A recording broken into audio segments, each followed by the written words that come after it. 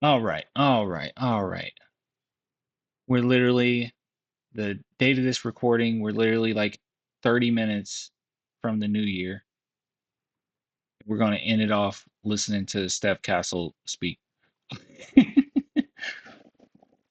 right, let's see here. Let's see what Steph has to say. So a lot of people were worried. Oop, Coming in the second oop, quarter, I mean, second. oop. A lot of fans were worried about him not playing, right? Like he has not been getting a ton of playing time like we're accustomed to. I know I was personally worried about him being able to have a rhythm, right? But fortunately for us, the Spurs were able to play him in this game against the Clippers. He did a phenomenal job. Um, and hopefully this continues. I don't really have that many complaints, about him not playing as much as I would like him to play, only because, yes, he is a rookie, and also he has genuinely been making some big mistakes. And the Spurs are in the process now of winning games, right? We're not in the stage of just development. And I think that part of making him sit after you have four turnovers in 8 minutes is part of development as well, right? Like and luckily for us, Steph Castle is ahead of his years anyways. So not to say he doesn't need any type of development or special attention or anything like that. It's just a matter of, hey, you're already further along than you should be, and yeah, so you're going to be totally fine, and you're going to be able to take it and not get overly, not emotional. That's not the word I'm looking for, but just down on yourself, right? He has immense confidence in every game. He plays the exact same way. He's just going to get better and better. Anyways, let's listen. Second half, what was your mindset? Just that mentality of next man up and be ready. Yeah, I mean, it really doesn't matter when you come in. I mean, if I didn't start the second half, I feel like I would have came in ready. But my mindset was really just, focus on our, defensive game plan on Harden, knowing I had to take that assignment from Jeremy when he went out.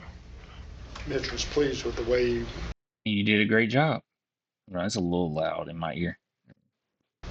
he responded from Minnesota. Um, you take pride in that, just being able to bounce back. Yeah, I mean, having short-term memory, whether it's a good game or a bad game. I mean, you're going to be on guys' scouting report. James Vincent Dean. So you said I've been making lots of money off of Wemby. I won another $50 from on Christmas. Any big holiday, you can count on Wemby to make you money. That is absolutely true. Another thing that's absolutely true is you didn't tell me about the movie yet. Did your movie come out? If you guys don't know, James Vincent is an actor, in the chat, and he's starring in a movie, um, taking part in a movie. And yeah, I got it in my notes. I can't remember the exact title. Um, but shout that out for yourself, my boy. Is that coming soon? Hopefully it is. So people are going to, guard you certain ways. Sometimes it's not going to be your night. Sometimes you're gonna play, sometimes you're not. But I mean, like you said, just staying ready is a skill you got to have in the NBA. Going through that rough patch in a rookie season, is that something you talked to Victor about? Obviously, he had some of his share of struggles last year too. Violent next year, 2020. Is it just called Violent? I thought it was called something else. James, you live in LA. Yeah, and that was cool too because we actually ended up looking at James's acting reel on stream one day, and that was really good. Um, yeah, is it called Violent? Violent Ends. Okay, Violent Ends 2025. Okay, okay. Just trying to make sure you let me know. I mean, Sorry. yeah, you got to have in the NBA. Going through that rough patch in a rookie season, is that something you talked to Victor about? Obviously, he had some of his share of struggles last year too. I mean, yeah, I feel like everybody goes through it. I mean, I've talked to Vic about it plenty of times, but not only Vic, really coaches, my other teammates. I mean, everybody goes through it. So, I mean, like I said, just having short-term memory, and the good thing about the NBA is that you have multiple games to redeem yourself. So, just coming into this game with a clear mind and just playing confident. It looked like a lot. light went off tonight, that there was some realization, something different where you guys were just clicking like you do in practice sometimes. What do you think was the difference? I feel like we've been connected the last couple games. I feel like on that road trip we just had, we dropped a couple games that we should have won. And Mitch said it in the locker room, we feel like, those scenarios kind of help us, get better. And, I feel like we're finally finding some defensively to, help our offense. That's really cool that he's already quoting the coach. I know that Pop, that letter that he sent out saying like he's looking forward to coming back to the sidelines and everything. I, I want to ask you guys this, and this is for YouTube people as well. Okay, so I'm asking the chat while we're live, and also when you see this on YouTube. Okay, do you think that Pop? This isn't like a matter of like your opinion, and it's like, do you want him to come back or not? I told you already, I don't want him to come back only because of the human aspect of it. The fan side of it, I definitely want Pop back. I just want him to be okay.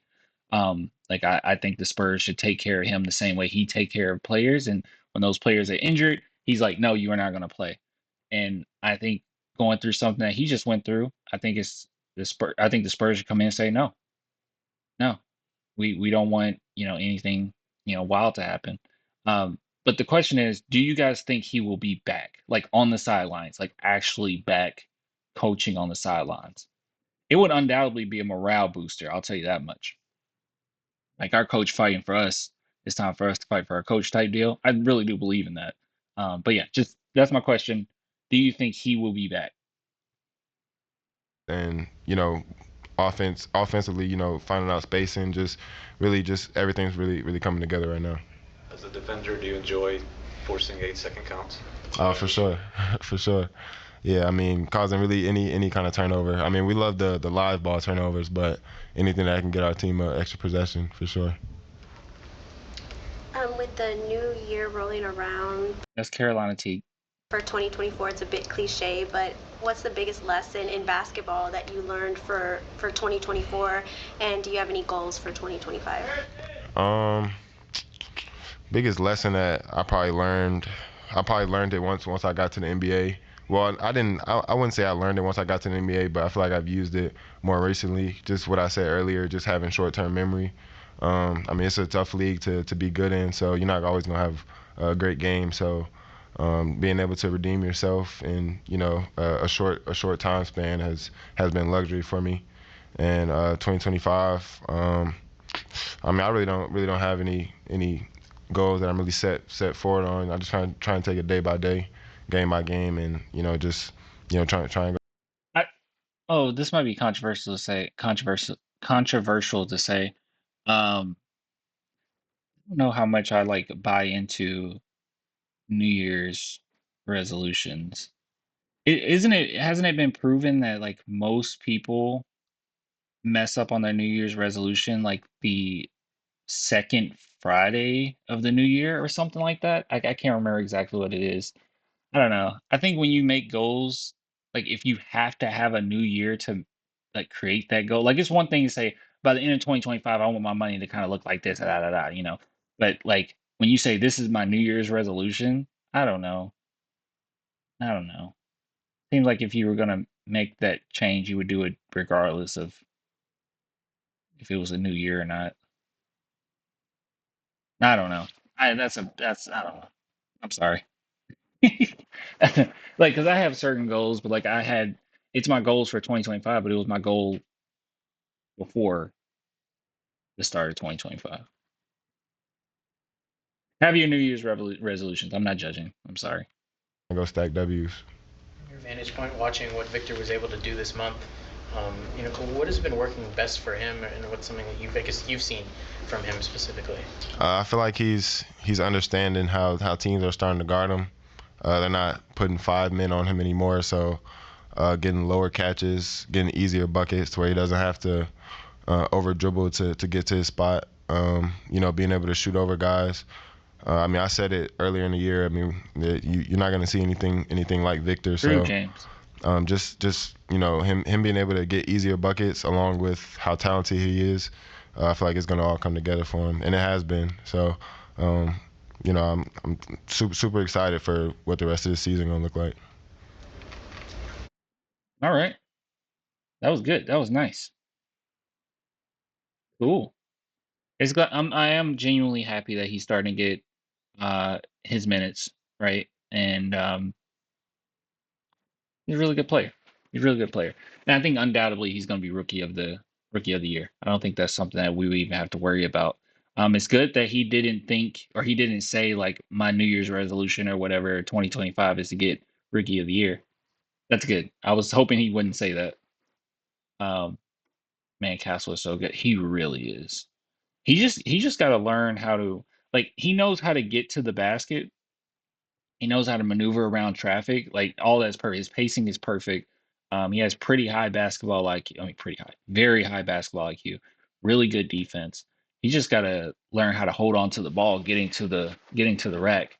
Because I think some of it is him not getting calls, and then some of it is maybe just because he is super strong, but maybe lacking a little bit of the strength to hold on to the ball sometimes. Um, where depending on what night it is, it's going to be a turnover or a foul. It's depending on whatever ref you get. Um, I don't know. If Pop does come back, I think he will be more helpful of a consultant to Mitch Johnson. That's what I was hoping for too. Like he comes back and he's more of just a consultant, or like he comes to the practices or whatnot, and he hangs around. Like that's what I'm hoping for. But I know he does want to be on the sidelines. But as far as will he, I don't think he will. Be wrong on that. I don't think he will. Do I want him to? I do as a fan. I don't as a human. And I'm gonna go human first always, just like Pop always goes human first with his players. I go human first. I don't want him to be on the court. He just drives into triple teams sometimes. Maybe that's part of it too. And just wait until the game slows down for him the way it does for players in year three. I think he actually ended up saying that the game has slowed down for him. And was it I think it was Wimby? I think it was a Wimby press conference, and he was like he thought that was crazy that Castle said that the game is slowing down for him. This might have been during preseason, but yeah, it'll continue to slow down. It'll continue to slow down even more. All right, all right. Next order of business. Let's get out of here.